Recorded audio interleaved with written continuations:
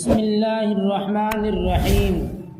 سلطان ناصر الدین دلی کے بادشاہوں میں سلطان ناصر الدین بڑا نیک اور خلیق، شجاع، عابد اور سخی تھا۔ اس کا دربار اور سلطنت کا ساز و سامان تو نہایت شاندار تھا، مگر اپنی بود و باش کا خاص محل نہایت سادہ اور بے تکلف تھا، اور بادشاہوں کی طرح اس کی حرم سرا بیگمات اور کنیزوں کی چھاونی نہ تھی۔